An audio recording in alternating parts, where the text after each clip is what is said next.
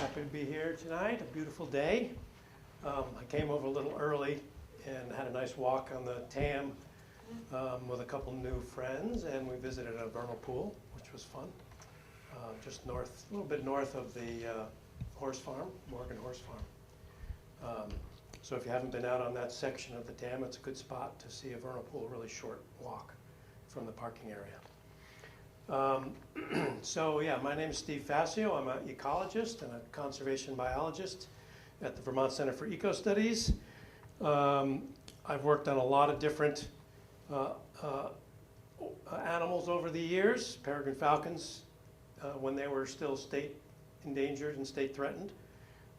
Used to band the chicks up on the cliffs all around the state.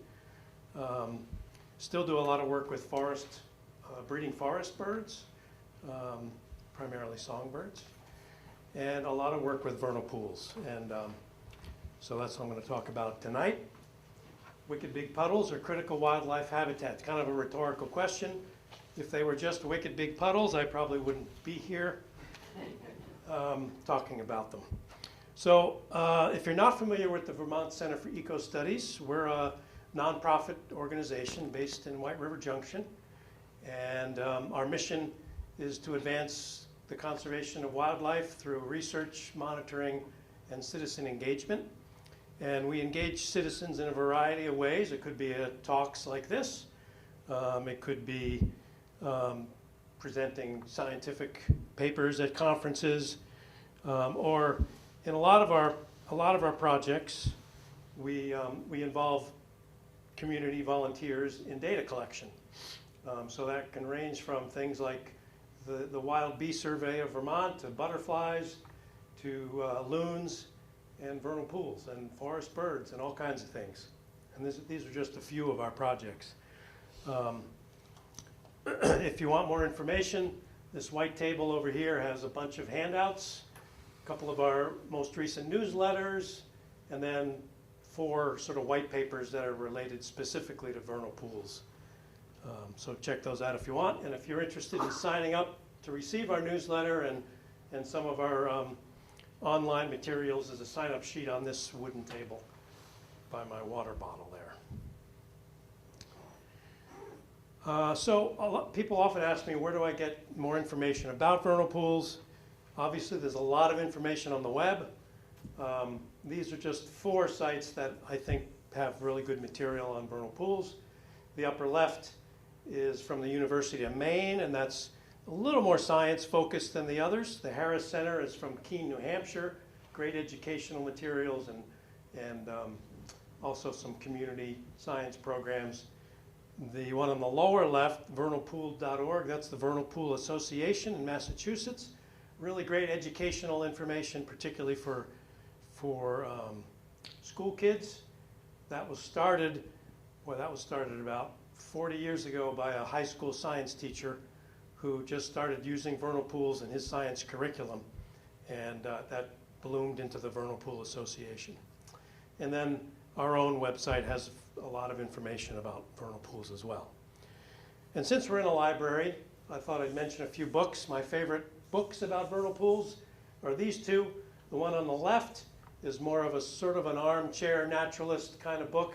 It is a little dated, but it still has really good information by Elizabeth Colburn. And then this book on the right is more of a science textbook sort of a book, quite expensive, but maybe you'll find it in the library if you're interested. Much more of a scientific approach. And then this little field guide is fantastic. This was actually first published by the Vernal Pool Association. Leo Kenny is the guy who started the Vernal Pool Association. And it's a little spiral bound, full color, with lots of pictures of animals that you'll find in vernal pools, from amphibians and reptiles to the invertebrates that are very abundant. So a really wonderful little guide, and if you buy it from the Massachusetts Fish and Wildlife Department, it's only $12. I think Amazon has it for about like 25 or something. So a great little book if you've never seen it. That's my favorite. All right, just a really broad outline of what I'm going to cover tonight. We're going to start out with what a vernal pool is. How do you know it's a vernal pool? And sort of its value, functions and values. A little bit about the natural history and ecology of vernal pool amphibians, which is sort of my primary area of expertise. And then we'll just finish up with a little bit about some conservation issues surrounding vernal pools, and then 2 of our vernal pool projects that involve volunteers and citizens. So what is a vernal pool? As we look at this pool, which seems to be looking back at us, really amazing photo. There are a couple of physical characteristics that define vernal pools. The first being that they're small, they're shallow, and they're isolated from permanent wetlands. They usually have these well-defined boundaries like this one, where it's really pretty easy to tell where the pool starts and ends. And I realized that small and shallow are kind of relative terms, so let's look at some data to sort of explain what that means. So small, these are the estimated size of over 500 confirmed vernal pools in Vermont that we visited on the ground. And you can clearly see that a full 80% of them are less than a quarter of an acre in size, and 2/3 are less than a tenth of an acre in size. So very small compared to other wetland types. They can get bigger, particularly in the Champlain Basin and up in the Champlain Islands as well, some of the larger ones, up to half an acre or even larger than a half an acre in some cases. And then shallow, here's the depth of all those confirmed pools. The biggest chunk, about 40%, were between 1 and 2 feet deep. That's very typical for our vernal pools here. Some can be a little shallower, so the next big chunk was another 35% were just between 6 inches and 1 foot deep. And that's pretty typical. Certainly they can be deeper. A smaller percentage can up to 3 feet, and in some cases even deeper than that. And I know a pool that's near my house that this time of year is usually about 4 feet deep in the deepest section. And still that pool dries out almost every year, which is another of their characteristics, that they have this very distinct seasonal hydrology. They don't hold water year-round every year. Some pools dry out every year. Some pools may only dry out in really dry years or drought years. It all really depends on the physical characteristics of the pool. But they're primarily fed by surface runoff, melting snow, rain runoff that collects in a basin in the forest. They usually don't have a connection to groundwater systems. Some pools can, some vernal pools can have those, but typically they don't. Usually if they have a groundwater connection, they don't dry out as much. They might be semi-permanent. So if it never dries out, it's not a vernal? It's not a vernal. It can function, it can occasionally function as a vernal pool if it never dries out. The problem with that is the seasonal hydrology prohibits fish from ever becoming established. If fish get established, then those amphibians that breed in the pool are not going to survive because they didn't evolve with predators like fish. So they have no defenses against them. Whereas amphibians that evolved with predatory fish in permanent waters like green frogs and bullfrogs and pickerel frogs, their eggs and their tadpoles are toxic, and so fish don't eat them. But the animals we're going to talk about tonight don't have toxic eggs or toxic larvae. How do the fish know which ones are toxic? They're trial and error. School and they tell each other. Just trial and error. So they taste. They usually have a really bad taste. Okay. So they don't eat them. Yeah.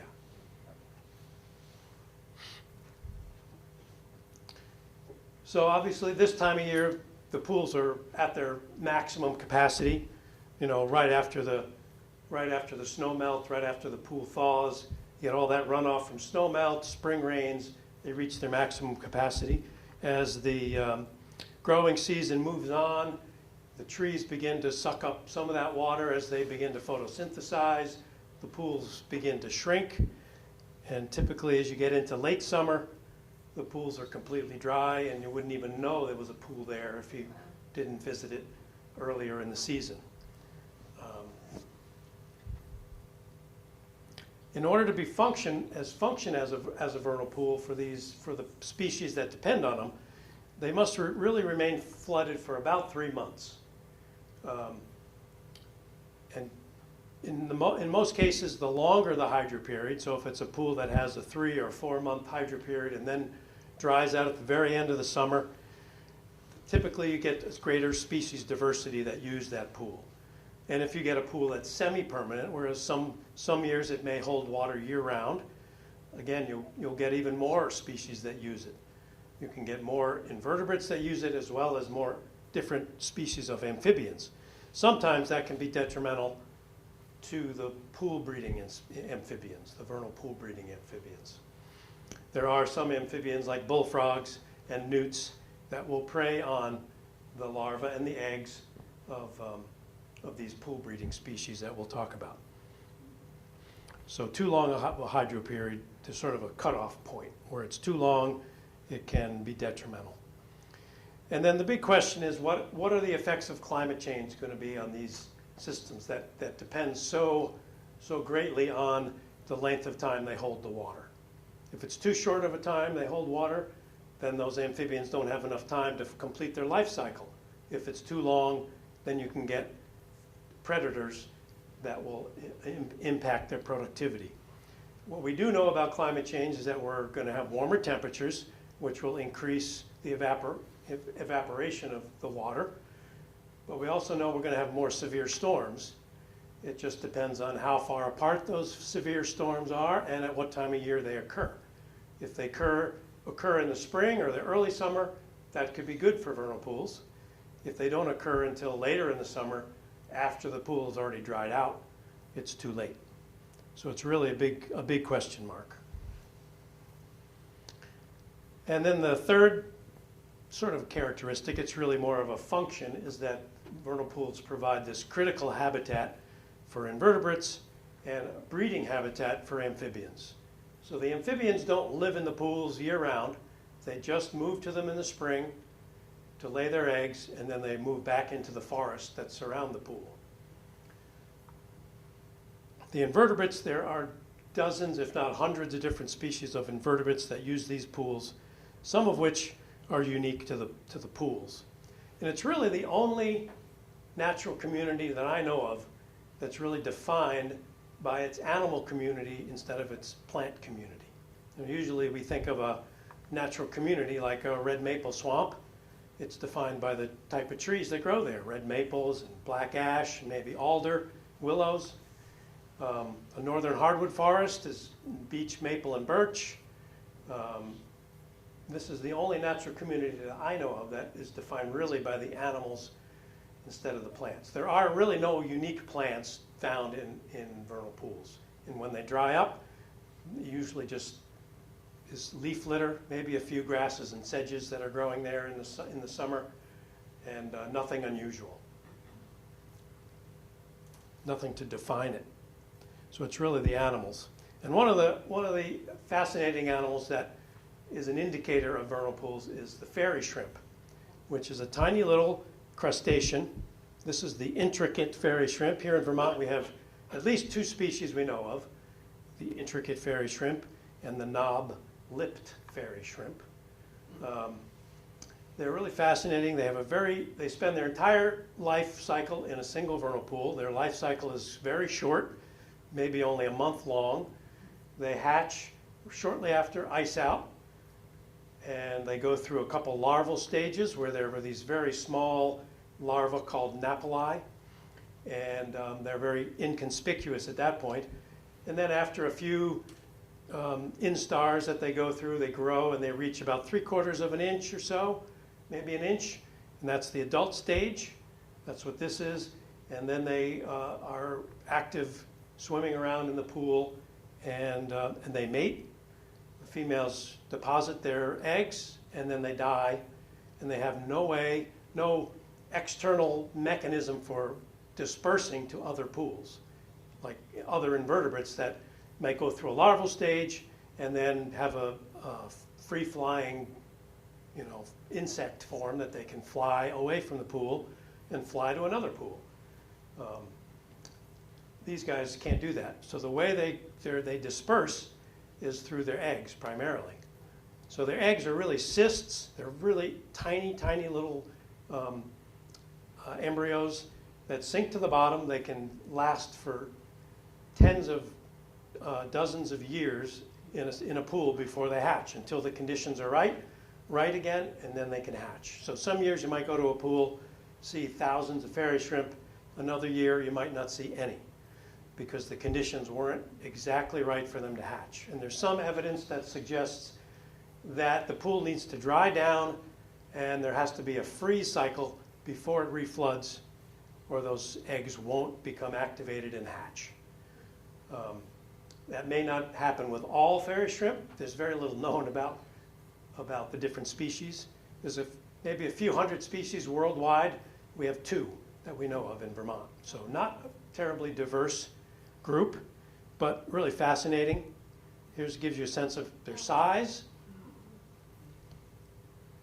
And then if you want to get a sense of how they move, they move quite elegantly. Here's what they might look like at night looking down into a pool. Just very dense population of shrimp in this pool. You can see them during the day as well. They're most active at night. And then here's a fascinating view to see them underwater. So we're going to just take a dive into a vernal pool with my little underwater camera. And they tend to be this bronze orangish color. So those are the orange ones are the fairy shrimp. There's also mosquito larvae and some other really small invertebrates, copepods and Daphnia, swimming around in here as well.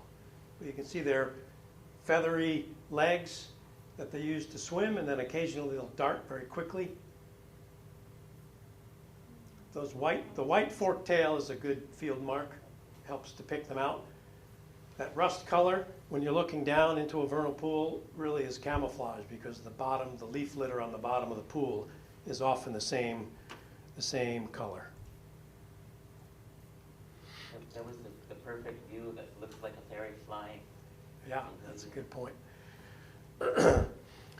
So I don't know, maybe in the last decade or so, a lot of ecologists that have been studying vernal pools have sort of come to the conclusion that they're keystone ecosystems. You might have heard the term used for species. A keystone species are species that have a big impact on the surrounding environment, like beaver, bees with pollinating. Keystone ecosystems have a much greater influence on the surrounding forest or the surrounding habitats than you would expect based on their size or their abundance. Another good one would be a coral reef as a keystone ecosystem. And some people like to think of vernal pools as the coral reefs of the forest. And one of the reasons is because of one of the reasons they're a keystone ecosystem is because of all the biomass that leaves a vernal pool at the end of the breeding season for the amphibians. And as part of his PhD, Brian Windmiller at Tufts University, one chapter of his dissertation was just to estimate the biomass of all the breeding birds, the small mammals, and 7 species of amphibians that were breeding in a single vernal pool in this 53-acre forest in Concord, Massachusetts. And he was just thinking of them as prey for other animals. So he's looking at small mammals, just things like chipmunks and smaller, that are prey for things like foxes or hawks and owls, and all the breeding birds. And here's what he found. He found for breeding birds, there were 13 pounds of breeding birds in this 53-acre forest. I guess there were no wild turkeys, because that would have bumped it up a little bit. Mammals, there are 108 pounds of small mammals. And for amphibians, if I could have a drum roll, please. 271 pounds of amphibians. So more than twice the breeding birds and mammals combined. So that's a big, a big energy flow from the aquatic system to the terrestrial forest around the pool, providing a lot of food for predators. And when the little metamorphs, the little wood frogs and the little salamanders leave the pool at the, in July or whenever it is in the summer, a lot of animals are keying in. Are keying in and feeding on them. They're like, I like to think of them as the Cheez-Its of the forest. You can't eat just one. And a wide variety of animals are preying on vernal pool amphibians, from garter snakes to raccoons. Actually, this is at the pool that we visited today over by the Morgan Horse Farm, as well as this one, barred owls. I don't think I've ever been to a vernal pool at night when wood frogs are calling where I haven't seen barred owls. They keep, when the wood frogs start calling, it's like the dinner bell for barred owls. Is that B-A-R-R-E-D? Right, yes. Oh, okay. Not barn, Bard. barred. Yeah, so these are our most common owl in Vermont, a woodland owl. And they key in on the wood frogs, and they'll often just wade around in vernal pools and catch the salamanders as well. Here's one with quite the Fu Manchu.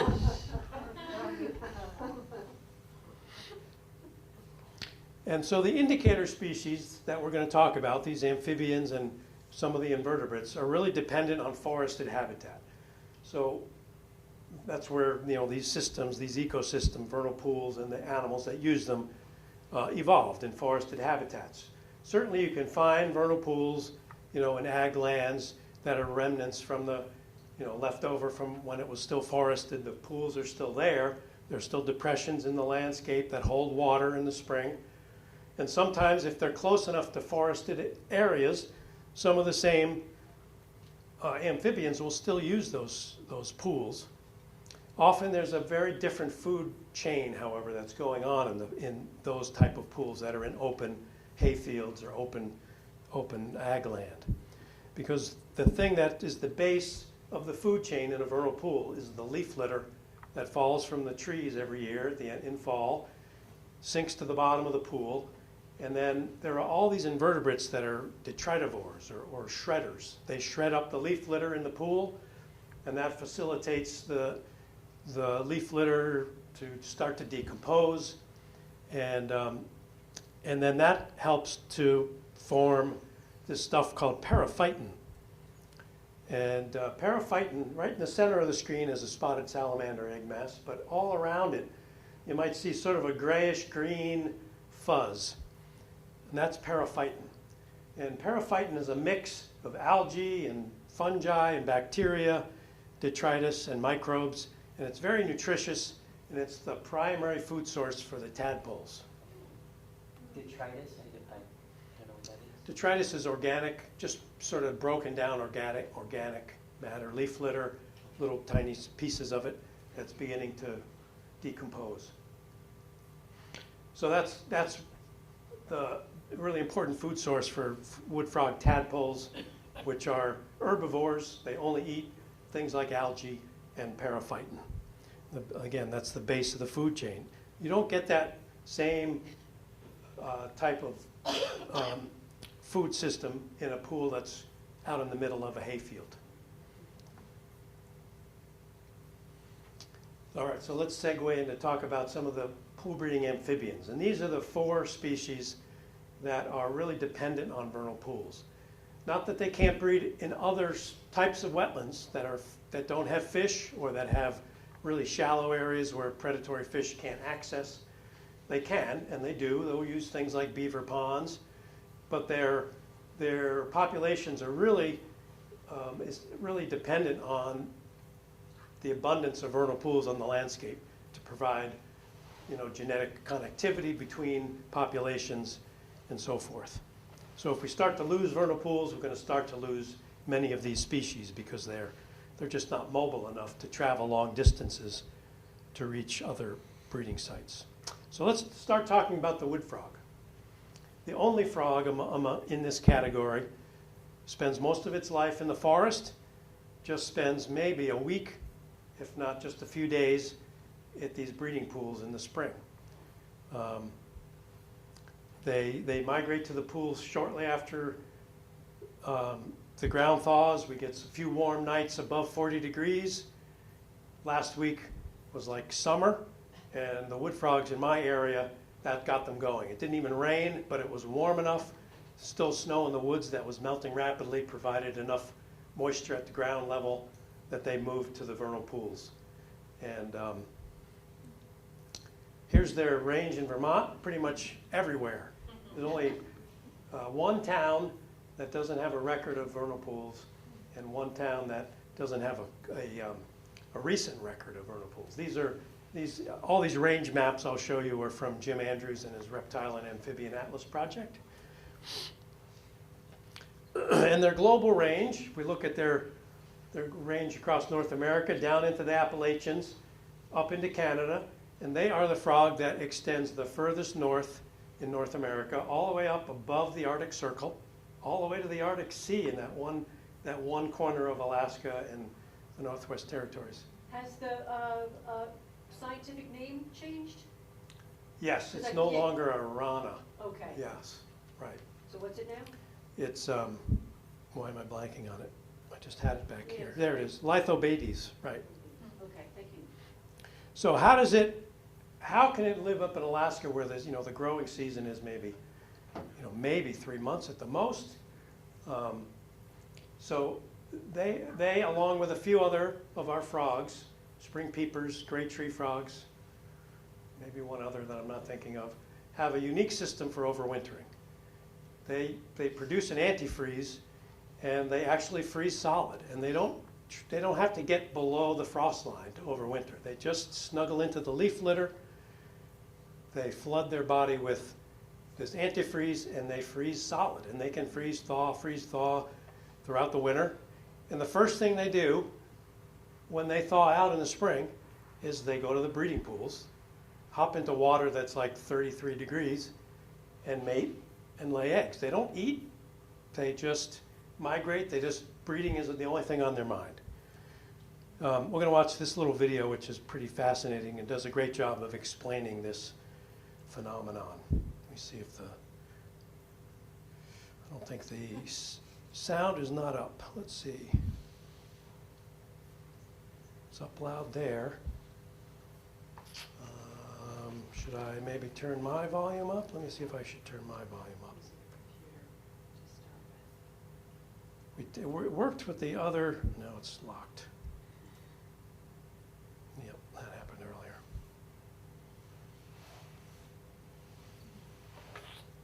All right, we got the spinning wheel. Spinning wheel of death. Yeah, I think, yes, we will close the program and restart. I guess we'll skip that video. Seems to be crashing. Have you seen the frozen frog? I've never seen one. Okay. No, Yeah. and they have a good. Actually, I can quickly find it.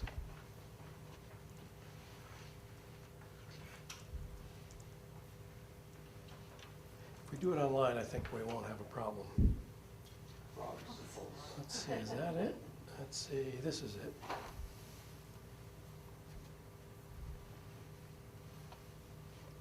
Might have to watch a short commercial. Email help solve Vermont's childcare crisis? Yes, it can. Here's the thing about North American wood frogs. They're small. So it might be very difficult to spot a frog. Very small, but they're everywhere, just out of view, hiding on the forest floor. He's camouflaged. His coloration is the same as the soil around him. You see him here? He's cold. You can find them here in southern Ohio and all the way up to the Arctic Circle. But wherever they are, once it gets cold with the first sprinkle of ice, this frog does something I didn't know was possible. As soon as the frog just touches an ice crystal, This animal is going to freeze. Freeze? Freeze. Solid freeze. That touch of ice immediately sets off signals inside the frog, says Professor John Costanzo, that pulls water away from the center of its body, so the frog's internal organs are now wrapped in a puddle of water that then turns to solid ice. I still can't get over it. It's really an amazing thing. There is no breathing, no kidney function. The heart stops. And there'll be no heartbeat for a long period of time. You mean as in no heartbeat? Right. Nothing. Flatline. Flatline. For an hour or two? It could be for days, perhaps even weeks. Really? It sounds like it's virtually dead, no? We know that the frog isn't dead, but he's probably about as close as you can get. To being dead. Yes. So, from the outside, this little frog feels like a rock. Except that as it froze, the frog flooded itself with a kind of sugar. The frog's blood sugar is distributed through the circulatory system. It works like an antifreeze. It's harder for the water to freeze, so cells stay just damp enough for the animal to hold itself together. Until the springtime. When the days grow a little longer, and the ground gets a little warmer, and then, well, a kind of miracle happens. After weeks or months of no heartbeat, none, suddenly there's a pulse.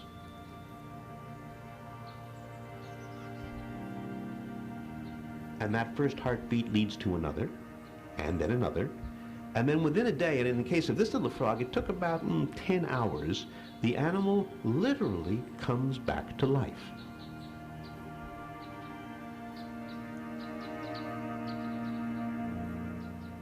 Spontaneous resumption of function. Why? We don't know. We don't know what triggers that event. And think how elegant a business this is. Because although the sun is warming up the outside of this little guy, somehow his insides, his heart, his brain, they thaw first. His insides warm up before his outsides. But somehow it all happens in perfect synchrony every spring. Yes, and it's going to undertake a very energetic activity. It's mating time. You mean hours after it thaws, it's going to do it with a lady? It's going to perform. What an animal. Can we say that on I don't know whether we can or not. Well, we just did. So is it just tree frogs that do this, or other? Wood. Wood frogs? So wood frog, spring peepers, gray tree frogs, and there's the chorus frog that used to breed in the Champlain Islands, but is extirpated at this point. Hasn't been seen in about 20 years. So yeah, those 4 species. Let's see, that's where we were. We'll skip that, and we're back. Just want to go to full screen. Okay. So yeah, pretty amazing. Spontaneous resumption of function. I mean, I think we do know why they have spontaneous resumption of function, which he alluded to at the end. It's so they can breed, so they can go to the breeding pools and do this. Whoops, let me go back. This is a chorus of wood frogs, which again we're not hearing the sound, but that's all right. Wood frogs, the males call to attract the females, and it's sort of it sounds a little bit like ducks. It's a kind of a ratchety, quacky sound. So kind of if you were to hold the beak of a mallard closed and he quacked, it's a little bit what it sounds like. So we can't hear it, but and here's amplexus, which is the mating position. The female is on the bottom. Females tend to be larger because they're holding the eggs, and the males are smaller. Females in the spring are almost always this reddish color, and the males are almost always this really dark brown. And then if you see them later in the summer, there'll be a light tan. And they match perfectly with the leaf litter in the middle of the summer that's on the ground. I think they're darker in the spring just to absorb the sunlight, absorb a little more heat. It's probably a little bit easier to have that spontaneous resumption of function. And they can be a little overzealous at times. They're pretty well known to attach to the males to grab anything that moves. And the males have a release call. So they have like a squeak that they'll give if a male jumps on his back and grabs him in the amplexus. The male on the bottom gives her the release call, which says to the male on the top, this isn't going to result in tadpoles.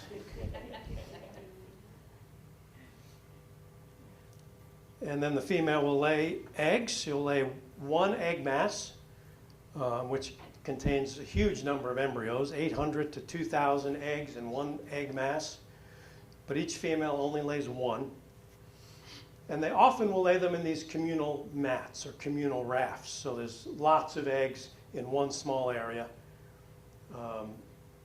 It's often the north end of the pool because that's often the warmest, that gets the most sunshine. And you might notice this egg right here at the bottom. That's an egg that's just been laid. And it hasn't absorbed water like these big, large egg masses up here. So when they're first laid, they're maybe the size of a ping pong ball. And then over the next 24 hours, they swell up, absorb water, and swell to be about the size of a softball, or at least a baseball anyway. Here's an egg mass that you can see it fits in the palm of your hand. It sort of has a lumpy appearance. It doesn't have an outer matrix of jelly like salamander eggs do. This is typical of all frog eggs. They don't have an outer coating of eggs surrounding the whole mass, so they sort of look lumpy. And then after breeding, immediately after breeding, the females will disperse into the surrounding forest. The males might hang around in the pool a little longer, especially if they haven't bred, hoping more females will arrive. But eventually, usually within a week or so, all the wood frogs are gone, out of the pool, out into the surrounding forest. And then does it get very quiet? Then it gets very quiet, yes. Sometimes, it depends on the pool. Sometimes there may be spring peepers in a pool, and you'll hear those at night, which is that beautiful, clear peep sound. Those are the spring peepers, and those are tiny little frogs, very hard to find. Spotted salamanders, so we're going to talk about the three salamanders. Spotted salamander is pretty recognizable, unmistakable really, fascinating animal. They usually arrive about the same time as the wood frogs, but they really require a rainy night. Unlike the wood frogs that will migrate on a warm day, salamanders won't do that. They'll only move at night, and spotteds are pretty restricted to rainy nights. They really need a warm rain, 40 degrees or warmer. And then they migrate from their overwintering sites. They spend the winter in small mammal tunnels or rock crevices down below frost line. Nobody knows what they do down there, whether they're active through the winter or whether they're mostly inactive. They move to the pools. The males congregate in these sort of masses called congresses. So this would be a congress of males. The males usually arrive first. There's a fair amount of research, including my own, that suggests that males overwinter closer to the pools and females overwinter further from the pools. We don't know why that is. So the males often arrive first. They go into this congress where they're just swimming around each other, waiting for a female to come in. And when the females arrive, they'll sort of enter one of these congresses, and the males will do this elaborate courtship dance, and the female selects the male that apparently impressed her. And they move away from the congress, and then the male will deposit his spermatophores, which are these white flecks on the bottom of the pool. And here's some attached to a stick. So it's a little packet of jelly capped off with a little capsule of sperm on the top. And then the female will pick those spermatophores up with her cloaca or her vent, and the eggs are fertilized internally. Frog eggs are fertilized externally. I didn't mention that. When they're in amplexus, the male grasping her, as she lays her eggs, he releases his sperm into the water, and the eggs are fertilized in the water. Then the female will lay her eggs anywhere from a few hours to 12 hours later.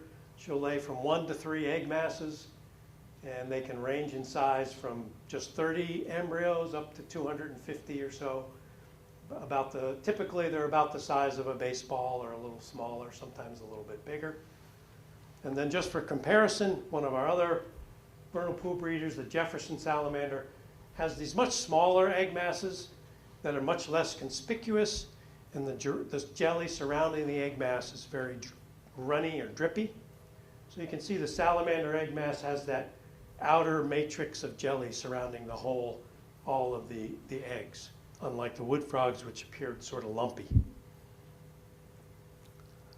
And then again, the adults disperse into the surrounding forest, where they spend most of the summer just living underground in small mammal tunnels, or in rotted out root crevices or rocky crevices. They typically go or stay within about 600 feet of their breeding pool. This was one that I had radio tagged, and he spent almost the whole summer in this one little, this small mammal cavity, small mammal tunnel, and the tunnel was under the leaf litter. So in this photo, I picked up the leaf litter and then took the photo, but he was almost always there with his head at the entrance to the tunnel, probably just waiting for a spider or some other invertebrate to walk by. They will come out and forage on rainy nights, forage above ground. So here's the spotted salamanders range, pretty broad range, all the way to the Gulf states. East of the Mississippi is their primary range, and then up into southern Canada. Vermont, again, really widespread in Vermont. And then we have the blue spotted and the Jefferson salamander, which are two fairly closely related species that actually have an ancient hybridization event that we'll talk about. The Jefferson is sort of just plain grayish or blackish. Blue spotted has this lovely blue speckling. The blue spotted is the salamander that ranges the furthest north into Canada. In our region, it breeds primarily in the Champlain Valley, but also tends to breed more commonly in larger wetlands, shallow wetlands like Cornwall Swamp or the Brandon Swamps, places like that, although it will breed in vernal pools as well.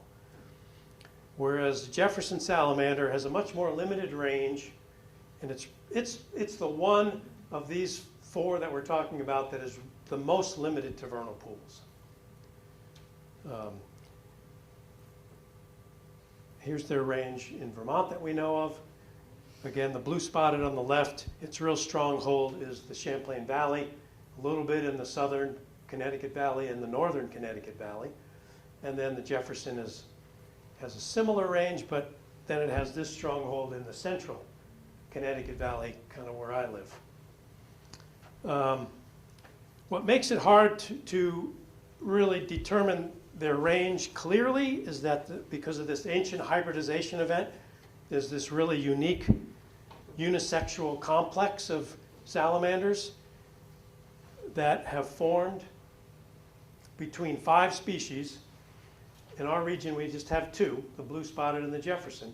And these are unisexual. They're just females, but they need sperm from a male to activate their eggs. But no genetic material from the sperm is incorporated into the egg. They're clones of the parent, the clones of their mother, so they're just female. So in pools where we have the unisexuals, the sex ratio is heavily skewed, like 2 to 1 to females. Typically, in a normal, like spotted salamander population, it's skewed 2 to 1 males to females. So the females totally outswamp them. And we're going to watch another really fascinating video about this phenomenon that will do a much better job explaining it than I could. Are you ready to hear a story about sex that you're not going to believe? Humans have such a perception of reproduction that's human-centric. And when that's challenged, it really throws folks for a loop to think of something that doesn't need its own males, but crosses these species boundaries in order to obtain that reproductive material. What does a world look like with no males, or clonal reproduction? What does that mean from the perspective of these cute little animals?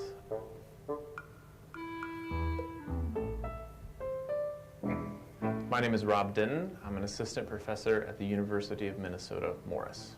These salamanders are unbelievable. They're an all-female group of salamanders that can steal sperm from males of other species. My name is Katie Grunwald. I am an associate professor at Eastern Michigan University in Ypsilanti, Michigan. If you think about it, a lineage that's all made up of females can actually grow twice as fast as a lineage that has both males and females. Numbers-wise, that lineage should eventually swamp out, outcompete, and beat a lineage that has evolved to have both males and females. We sometimes call this the twofold cost of males. It costs to make males, and males take away resources that could be used for females. It's still relatively mysterious why sex evolved and how it's been maintained for so long across so many different species across the tree of life. The reason that we're so interested in these unisexual imbestoma salamanders is that they are virtually able to sort of flip-flop between sexual and asexual reproduction. These various options in terms of how these offspring are produced is, as far as we know, completely globally unique, and it makes this system a really excellent one to look at when sexual reproduction is adaptive versus when asexual reproduction is adaptive.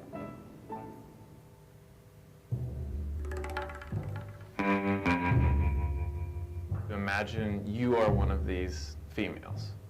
You come to a wetland in the spring, and you proceed to find a packet of sperm at that wetland that was laid there by a male of a different species. You require that sperm just to even have eggs, to produce eggs and lay them. You do so, and most of your offspring are clones of mom. They're exactly the same. They have all of the same chromosomes, all of the same genetic material. What makes these animals separate and distinct and interesting is the rate at which those other genomes sneak into the offspring. Typical sexually reproducing organisms are getting kind of one set of their DNA, set of chromosomes from mom, one set from dad, and so all of us have two sets of chromosomes.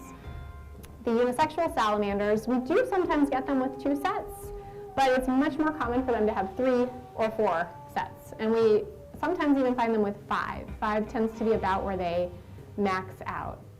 Ohio and Indiana are kind of the epicenter of craziness for the complex because there are actually 5 different sexual species that they can reproduce with, that they can breed with the males and then potentially incorporate those males' DNA.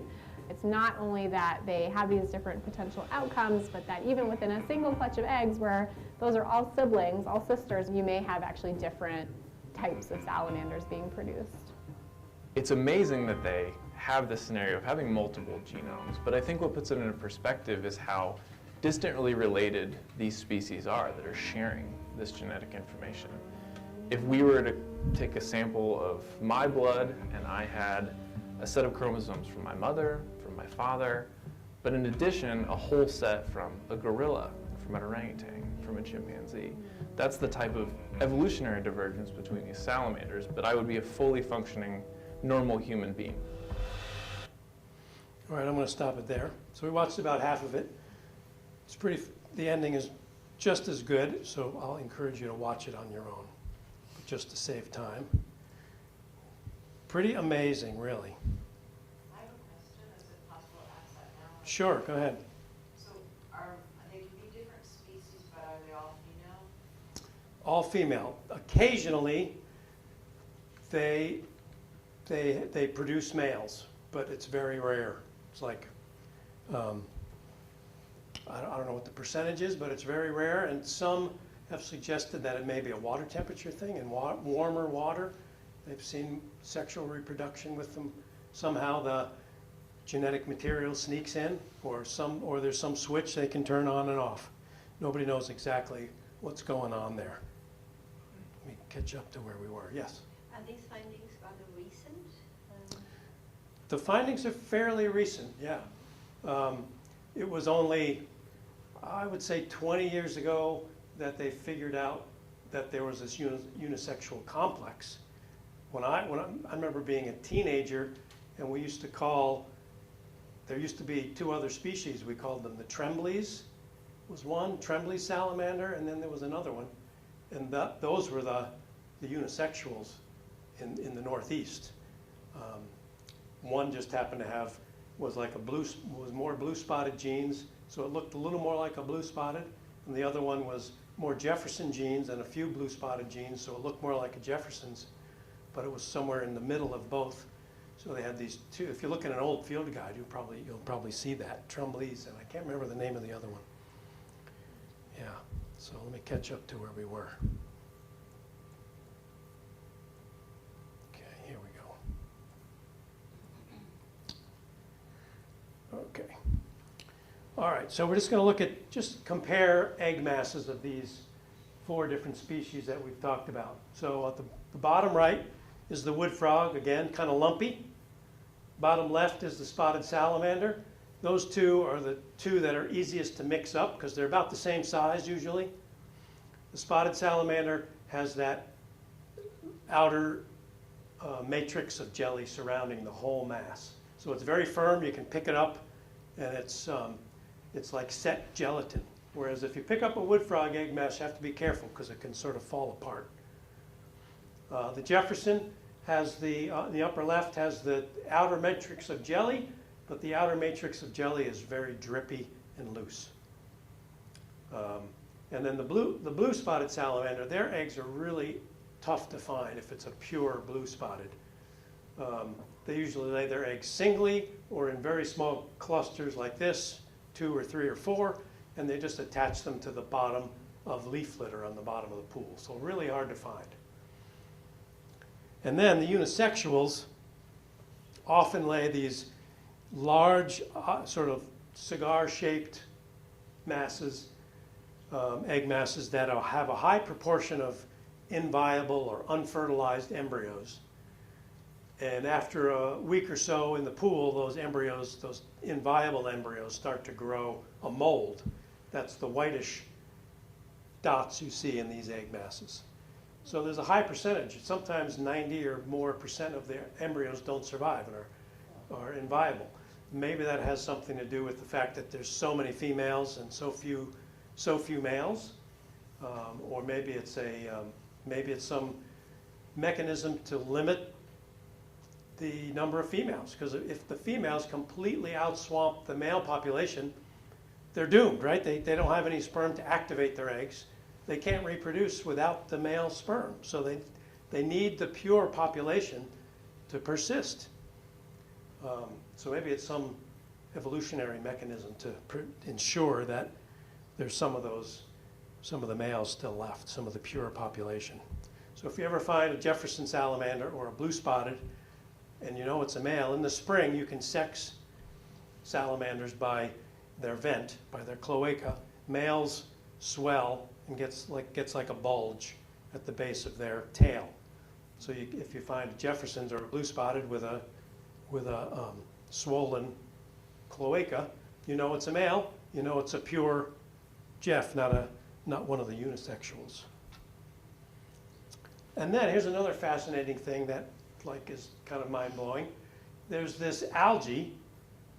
There's the scientific name. It's named for the genus of salamanders, Ambystoma, spotted salamander. That this algae colonizes the egg masses, and it's a symbiotic relationship. The algae provides oxygen for the egg mass. The jelly of the egg mass provides space for the algae to grow. But here's the mind-blowing part, is the algae is found inside the cells of the adult salamanders. It's the only known example of a photosynthesizing plant inside the cells of a vertebrate. Yeah, and so the obvious conclusion was, well, the female must pass it on to the eggs when she lays them.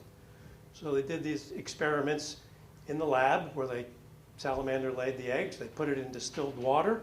They put another of her egg masses in pond water, and only the egg mass in the pond water grew the algae. So it's being colonized from the pond water, not passed on from the mother. So nobody knows why the adults have it. Again, that's, you know, in the last, I don't know, 5 or 10 years that was discovered. So the larvae, salamander larvae, are easy to identify. They have these big feathery gills. They're predators. From the time they hatch, they're eating, you know, tiny invertebrates when they first hatch, copepods and daphnia, and larger things as they grow. They have a high mortality. You know, overall, their average mortality is like somewhere between 70 and 90%, because some years there's complete total failure if the pond dries out, and then some years it'll be higher than that. And then it takes them about 3 months from the time that the female lays the eggs to the time that they metamorphose. So that's why we need 3 months of water in a vernal pool. Wood frogs, the tadpoles have internal gills, so like all tadpoles, you don't see their feathery gills. They're omnivores, feeding mostly on periphyton. Like salamanders, very high mortality, and they metamorphose quite a bit quicker, 2 months or so. And then they're heading out of the pool as little froglets or little salamanders. And again, they disperse into the surrounding forest. Salamanders take 4 to 5 years to reach maturity. And during that time, that's their dispersal phase. That's when they're kind of hardwired to disperse away from their breeding pool and, you know, spread their genes elsewhere. Sometimes you hear that they return to their natal pool or the pool that they were hatched in to breed. Very rare, probably a small percentage do, but that's a bad strategy for, you know, genetic diversity. Inbreeding would not be a good thing. Wood frogs are pretty short-lived. Salamanders can live 25 years or longer. Really amazing. Wood frogs, if a female wood frog has, you know, breeds twice, that's a good life. They have a much shorter lifespan. Takes them a year or 2 to become mature, and then maybe 2 years of breeding, and that's about it. All right, quickly we'll run through some conservation issues that we think about for vernal pools. One, obviously, is to protect the breeding pools. We know that these are important ecosystems. They provide critical habitat for these species, so we want to protect them. And about 15 years ago, I started doing a mapping project for that reason. And during that, one thing I discovered is that we're losing vernal pools. So we used color infrared aerial photographs like this one to remotely find vernal pools. So in a color infrared aerial photo, anything red is photosynthesizing. So the reddish areas are conifer stands. And then the grayish areas are hardwood stands. So these aerial photos are taken in the spring before a leaf out. And water shows up as nice black area, like this pond right here. And right in the center of the photograph is a good photo signature of a vernal pool. Black area with no streams coming in or out. So a pretty high probability that that's a vernal pool. And then if we look at a more recent aerial photo from, I think it's 2016, the pool is completely gone. A house and several outbuildings, a barn, have been built right where that pool is. So we know we're losing pools, and I saw this quite a few times when I was doing this aerial photo interpretation. So we started, so that was one of the reasons we started the Vernal Pool Atlas, or the Vernal Pool Mapping Project. They are regulated wetlands, vernal pools. They are considered a Class 2 wetland, so destroying one or filling one in is against the wetland regs in the state of Vermont. But we also have to think about not just the pool itself, but we also have to think about the upland forest area around these pools, because that's where these amphibians are living. So there's some good forest management guidelines around the pools. So we think of it sort of as two different zones around the pools. We think of the 100-foot buffer around the pool as sort of the critical buffer to protect water quality, and then a 600-foot buffer around it is sort of the amphibian life zone. And we're not saying you can't do anything in that area, but you want to take some things into consideration if you're doing forestry or a logging job or something like that on your land and you own vernal pools. There's some best management practices that will help protect these ecosystems. And we also want to maintain forested connections between pools so that we don't isolate pools, which would reduce the genetic diversity. And sort of to drive home this point, we're just going to use this little graphic image. So imagine these 5 pools. The 2 at the bottom, the 2 lower pools, are too far apart for direct dispersal. Okay, amphibians can only disperse maybe 1 kilometer or 2 at the most. So if the distance between those pools is beyond that, they'll never be able to disperse, to colonize, or to share genetic material. But they can if they have these stepping stone pools that are up above. So there's genetic exchange through all these pools. But what happens if you build a road and eliminate those 2 central pools? Then you've completely isolated the pool on the right. There's no way for it to have genetic exchange with other pools, and it becomes, eventually it will wink out, just become genetically swamped. And the connectivity of the other 2 pools might remain intact depending on the traffic on that road, what sort of a road. If it's an interstate highway, then those 2 pools would probably become isolated as well. And then finally, if you're interested in getting involved at all in vernal pool conservation work, we have the Vermont Vernal Pool Atlas Project, which is an online interactive database and mapping tool that shows all the vernal pools that we know of in Vermont. Some of them have just been mapped remotely and are possible vernal pools until they're visited on the ground and confirmed.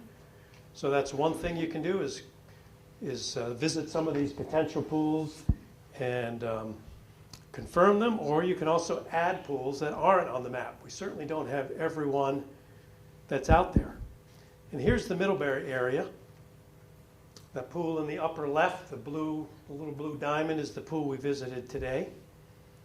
But there's not too many in the town of Middlebury.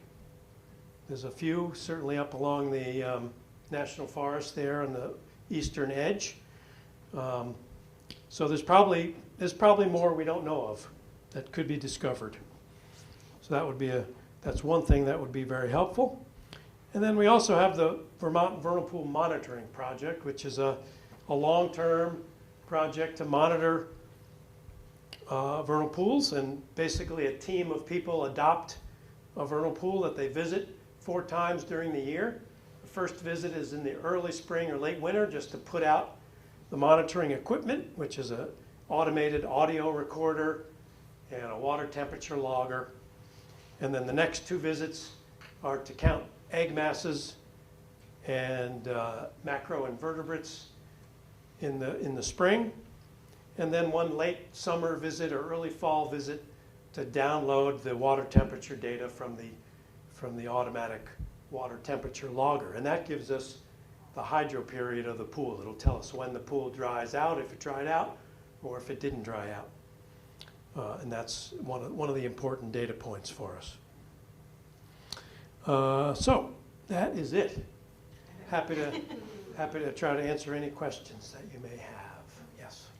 I was wondering about way back in the beginning when you talked about the fairy shrimp, and I just was thinking about they never leave the pool.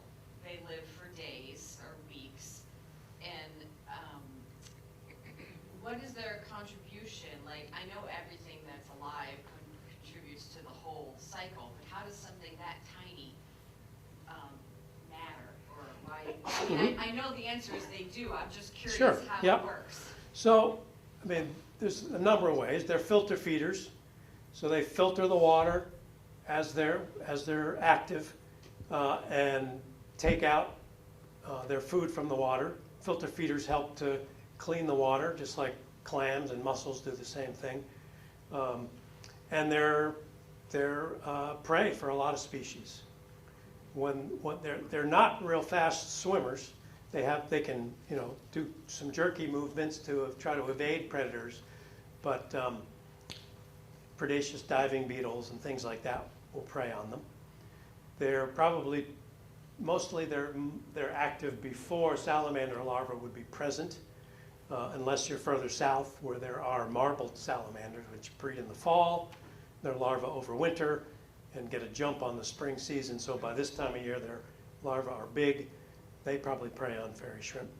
So I think their contribution is as filter feeders, helping to keep the pool clean, and as prey for other species as well. So they certainly contribute to the food chain. Yeah. Do you think there were probably fairy shrimp in that vernal pool, but since you said like they're earlier, that they may have gone? Yeah, I don't know. Be good to ask Andrew, and I don't know who the other monitor is there. I forget. That pool's kind of shallow. I don't often see them in real shallow pools, and I also don't often see them in pools that are sort of adjacent to fields like that. We don't know a lot about their distribution and why they're in some pools and why they're not in others, and why they're not found in some pools. Sort of anecdotally, what I'm starting to think I'm seeing is that they tend to be in pools that are in really forested situations. I don't think I've ever found them in like a roadside pool. And I can't think of one next to a big, pasture like that one. So that may be a part of it. I also wonder if soil type has any influence. Calcareous soils. They're really common. Actually, they're really common in the Champlain Islands. I wonder, and there's a lot of fields there. So I don't know. Sorry, it's hard. That's yeah. Go ahead. So we were seeing the egg masses, a lot of egg masses of the spotted salamander, and then we saw the tadpoles of the wood frogs, right? Yeah. So how long do you think it'll take approximately on average for those spotted salamanders to hatch? And then we go back and we see them swimming. Will we see look carefully and see their external? You will see their gills. The salamander larvae are a little more secretive, especially when they're small, than the tadpoles. The wood frog tadpoles are just so conspicuous. The salamander larvae can be a little harder to see until they get to be sort of, an inch and a half, so maybe in late May or early June. Then they can be pretty conspicuous because they're one of the big boys in the pond now, one of the big predators. But if you go back to that pond about that time. Yeah, I mean, it's going to take those eggs a few weeks to hatch. Wood frog eggs hatch very quickly. Can be as short as a week if the water's warm, and that water in the pool is pretty warm. Yeah. Are there other parts of the country or the world that have this type of program like the one you've set up, where there are people monitoring and trying to track pools, and Vermont is a place where people get excited about that kind of stuff, and I wonder. There is some. Michigan has a great program. Yeah, Michigan has a monitoring program and a mapping program, and they kind of modeled some of it after what we've been doing. For years, Massachusetts doesn't have a coordinated monitoring program. They have really strict regulations and what do you call it? A certification program for vernal pools that protects them pretty well. Maine has a really good regulatory system for vernal pools, but they don't have a statewide monitoring program. There's a few states that have been doing a lot of mapping: Massachusetts, Maine, New Jersey, Vermont. New York has just started. What's becoming more common are the road crossing brigades. So there's a lot of that going on. New York, New Hampshire, Massachusetts. Yeah, it's really pretty common. And Massachusetts, had the first amphibian tunnels in the U.S. in Amherst. They had 2 tunnels. We have a couple now over in Moncton. Moncton, right? Yep. Yeah. Yeah. I have a basic question. How do the amphibians know which way to go towards the vernal pool? Yeah, it's a great question. I'm not aware that anyone knows at this point exactly. We know for some species, there's a newt species that's been studied in Europe that migrates to its breeding pool using its sense of smell. We do know that spotted salamanders enter and exit a vernal pool at the same place, in opposite directions. So there have been studies that have looked at that. So we assume that maybe they have a summer home range. I radio tracked spotted salamanders and Jefferson salamanders 20 years ago maybe, for a summer, from just after breeding, the adults, just after breeding till overwintering, till the fall. And so the question was, how far did they go? But during that radio tracking, we learned a lot about the areas where they stayed. And they would stay in a pretty small area, like that photograph of the one in the tunnel. And then on rainy nights, they would often move, and they might end up in a slightly different small mammal tunnel, but usually not very far. But then at the end of the summer, early fall, there was this further movement away from the pool. Almost all of them, on rainy nights, they moved further away. And I wanted to radio track them again the next year to see, did they go back to the same home ranges? And I just didn't get the funding to do it for a second year, so I don't know the answer to that. I have 2 questions, sorry. So do they need help crossing the road in the fall, going back? Well, that's the big thing about the road crossing brigades, right? They're great for the adults, because the adults are, their migrations are kind of all at once. They happen in a fairly short time, mass numbers. Thanks for coming. I have to leave now. Sure, thanks for coming. Keep being awesome, everybody. And but when the young disperse, it's over a very long period, and you can't. So they do need the help, and that would make a bigger impact to the population. But it's so hard to time it and to find them because it's much more dispersed. Yeah. The one that was in the tunnel and you were radio monitoring in the summer, how often do they eat? Yeah, they have very slow metabolisms. They're cold-blooded. They don't need a lot of food. And I also, over the years, have kept them in captivity, and a mealworm a week is enough to keep them alive. Might not put on the fat that they might like to have, so they probably eat a little bit more than that in the wild. But yeah, they don't have a huge energy demands. They're staying in a small mammal tunnel all day long. They're not expending a lot of energy. I have a question about the vernal pool atlas. And the fact that you show bulk color aerial photography, are you running any type of modeling where you're looking at spectral signatures that might be specific for vernal pools and doing supervised classification to maybe find, some out there that haven't been discovered yet? Yeah, there's been quite a lot of work with that. There's been a lot of graduate projects, GIS graduate projects, trying to figure out the best way. It seems, LiDAR is really good. I worked with the UVM Spatial Analysis Lab on a big project developing models using a combination of LiDAR and color infrared aerial photos. The LiDAR is really good at finding depressions in the forest. They're not always depressions with water. That's why they use the color infrared aerial photos. So they built a model that used both. And it was pretty good at predicting where vernal pools are. The one caveat is conifers.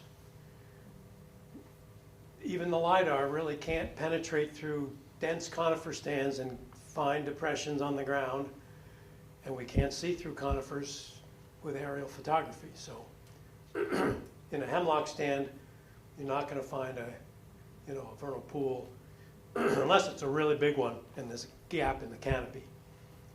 You just can't see them. So there's still probably work to be done there.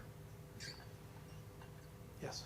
And so from a leaf litter perspective, are there less vernal pools that are viable in conifer forests as opposed to hardwood forests? They seem to do fine in hemlock forests.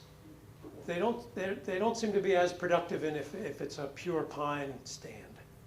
White pine or red pine, not as productive. More acidic, tend to be more acidic.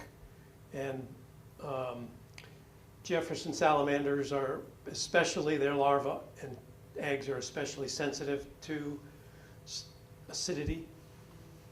But hemlocks seem to be fine.